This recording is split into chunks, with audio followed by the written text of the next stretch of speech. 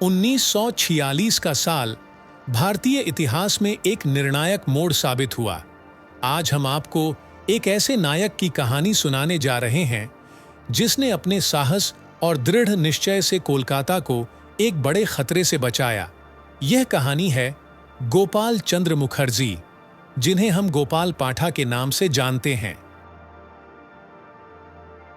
1946 में भारत की स्वतंत्रता का सपना साकार होने वाला था, लेकिन पश्चिम बंगाल के भविष्य पर अनिश्चितता का बादल मंडरा रहा था। मुस्लिम लीग और जिन्ना का उद्देश्य था कि पूरा पंजाब और बंगाल पाकिस्तान का हिस्सा बने। बंगाल के पूर्वी हिस्से में मुस्लिम बहुमत था, लेकिन कोलकाता, 24 परगना, हावड़ा और हुगली जैसे जिले हिंदू बहुल थे और औद्योगिक केंद्र थे। जिन्ना का मानना था कि अगर पाकिस्तान को एक सशक्त राष्ट्र बनना है तो इन औद्योगिक क्षेत्रों का हिस्सा होना जरूरी है। जनवरी 1946 के चुनावों में मुस्लिम लीग ने 119 मुस्लिम सीटों में से 113 सीटें जीतकर बंगाल में सबसे बड़ी पार्टी बन गई थी। हुसैन शहीद सुहरावर्दी बंगाल के प्रधानमंत्री बने और उन्होंने पुलिस पर पूरी तरह से नियंत्रण कर लिया था। जिन्ना ने ब्रिटिश सरकार और कांग्रेस पर दबाव डालने के लिए 16 अगस्त 1946 को डायरेक्ट एक्शन डे घोषित किया। भारत में मुस्लिम लीग के शासन वाली एकमात्र राज्य बंगाल थी, इसलिए उन्होंने यहीं अपनी ताकत दिखाने का निर्णय लिया। सुहरावर्दी ने इस दिन पूर्ण हड़ताल और सार्वजनिक अवकाश घोषित किया। हिंदुओं को यह पसंद नहीं आया क्योंकि उन्हें मजबूर किया गया और कई कांग्रेस नेताओं ने इसका विरोध किया। वैसे तो मुसलमानों के मन में हिंदुओं के प्रति पहले से ही द्वेष था, लेकिन इस द्वेष को और भड़काया गया ताकि डायरेक्ट एक्शन डे के दिन मुसलमान हिंदुओं को मार सकें। मुस्लिम लीग के मुखपत्र द स्टार ऑफ इंडिया में 13 अगस्त 1946 को एक लेख छपा। इस लेख में मुसलमानों को यह बताया गया था कि वह रमजान का महीना ही था जब अल्लाह ने जिहाद की अनुमति दी थी। वह रमजान का महीना ही था जब बद्र की लड़ाई हुई थी। वह रमजान का ही महीना था जब 10,000 मुसलमानों ने पैगंबर के साथ मिलकर मक्का को जीता था और इस्लाम का राज्य स्थापित किया था। इस लेख में यह भी बताया गया था कि मुस्लिम लीग भी अपना एक्शन डे इसी महीने यानी रमजान के महीने में शुरू कर रही है। अप्रत्यक्ष रूप से इस लेख के जरिए मुसलमानों को डायरेक्ट एक्शन डे के लिए तैयार रहने के लिए कहा गया ताकि काफिरों यानी हिंदुओं का खात्मा किया जा सके। मुसलमानों में यह विश्वास दिलाया गया कि हिंदू कायर हैं और मुसलमानों से नहीं जीत सकते।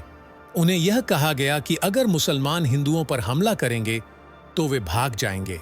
डायरेक्ट एक्शन डे की आधिकारिक योजना मुस्लिम लीग के मुखपत्र द स्टार ऑफ इंडिया में प्रकाशित की गई थी, जिसमें पूर्ण हड़ताल का आह्वान किया गया था। नोटिस में घोषणा की गई थी कि कोलकाता, हावड़ा, हुगली, मेटिया ब्रुज और 24 परगना के विभिन्न हिस्सों से जुलूस निकलेंगे और ओचरल्लोनी स्मारक पर एकत्रित होंगे, जहां हुसैन शहीद सुहरावर्दी की अध्यक्षता में एक संयुक्त जनसभा होगी। मुस्लिम लीग की शाखाओं को सलाह दी गई थी कि वे हर मस्जिद में जुमे की नमाज से पहले लीग की कार्य योजना समझाने के लिए प्रत्येक वार्ड में 3 कार्यकर्ताओं को नियुक्त करें, ताकि मुसलमानों को समझाया जा सके कि डायरेक्ट एक्शन डे के दिन उन्हें क्या करना है। मुस्लिम लीग का अनौपचारिक योजना बद्र की लड़ाई को फिर से इनैक्ट करने की थी, जो रमजान के 18वें दिन हुई थी। 1946 में यह दिन 16 अगस्त के साथ मेल खाता था। उस समय के कोलकाता के मेयर सैयद मोहम्मद उस्मान ने एक पर्चा प्रकाशित किया जिसमें लिखा था, काफिर तोड़ेर धोंगशेर आर देरी नहीं, सार्विक हत्याकांडो घटबेई, यानी हिंदुओं तुम्हारा विनाश दूर नहीं है, तुम्हारा नरसंहार होगा। 16 अगस्त से पहले ही छोटे छोटे हिंसा की घटनाएं शुरू हो चुकी थीं। 16 अगस्त को योजना के अनुसार मुसलमान ओचरलोनी स्मारक पर सुहरावर्दी का भाषण सुनने के लिए एकत्रित हुए। इस सभा में लगभग 1 लाख से अधिक मुसलमान थे। सुहरावर्दी ने कहा कि पुलिस और सेना हस्तक्षेप नहीं करेगी, जिससे दंगों के लिए खुला निमंत्रण मिल गया। मस्जिदों में मौलवियों ने उग्र भाषण दिए और मुसलमानों को दंगों के लिए उकसाया। बैठक के तुरंत बाद दंगे शुरू हो गए। लौटते हुए मुसलमानों ने हिंदू दुकानदारों की हत्या की, उनकी संपत्तियां जला दीं और कोलकाता में आतंक का राज शुरू कर दिया। 17 अगस्त को सबसे भयानक हत्याएं हुईं। मुस्लिम कम्युनिस्ट नेता सैयद अब्दुल्ला फारूकी ने मुसलमानों की भीड़ को इकट्ठा कर लीचू बागान में हमला किया, जहां उड़िया मजदूर रहते थे। केसो राम कॉटन मिल्स में करीब 600 उड़िया मजदूरों का नरसंहार हुआ। इस दिन कोलकाता में लगभग 10,000 हिंदुओं की हत्या हुई। पुलिस का कहीं नामो निशान नहीं था। सोहरावर्दी और मुस्लिम लीग के नेता पुलिस नियंत्रण कक्ष में थे, जिससे पुलिस दंगाइयों को रोक नहीं पाई। मुस्लिम लीग की योजना के अनुसार यह हिंसा हिंदुओं के बड़े पैमाने पर पलायन का कारण बनी। कई दिनों तक हावड़ा ब्रिज पर भागते हिंदुओं की भीड़ रही। कई को रास्ते में ही मार दिया गया। कई लोग नावों से हुगली नदी पार करने की कोशिश करते समय डूब गए। 17 अगस्त की रात तक हिंसक घटनाओं से स्तब्ध हिंदू संगठित होने लगे। इस प्रतिरोध का केंद्र गोपाल चंद्र मुखर्जी या गोपाल पट्टा थे।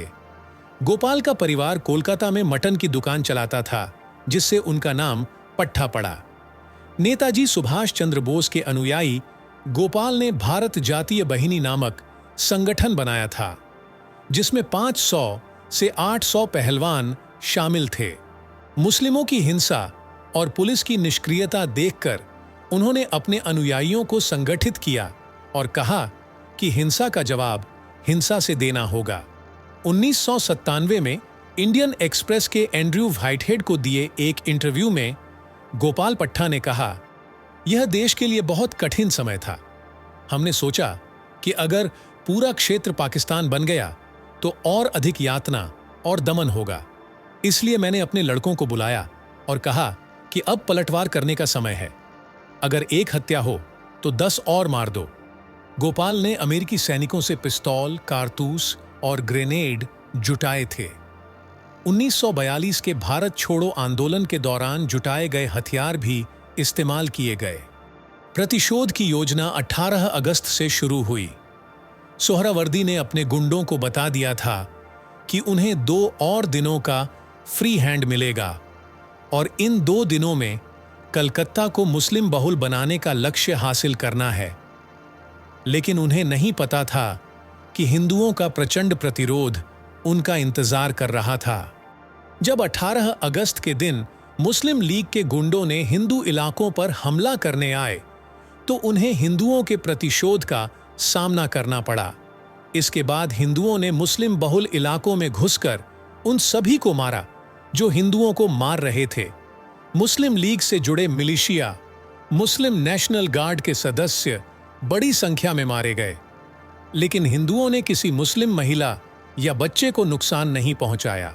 अगले 3 दिनों में गोपाल पट्टा और उनके साथियों ने हिंदुओं के हथियारों को पहचाना और मार डाला। अन्य नेताओं में जुगल चंद्र घोष और प्रसिद्ध पहलवान बसंता शामिल थे। इनमें अधिकांश ताकत बंगाली दलितों और यूपी, बिहार और ओडिशा से आए प्रवासियों की थी। बंगाल के मुसलमानों का हिंदुओं की कायरता का भ्रम टूट गया।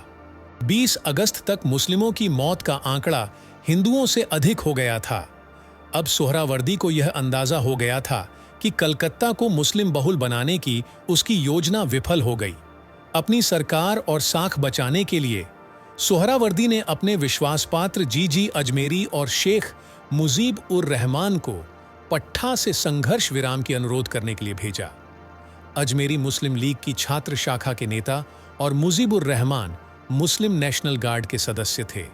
उन्होंने गोपाल पट्टा से हत्या रोकने का अनुरोध किया। पट्टा ने शर्त रखी कि पहले मुस्लिम लीग हिंदुओं पर हमले रोकेगी। सोहरावर्दी को मानना पड़ा।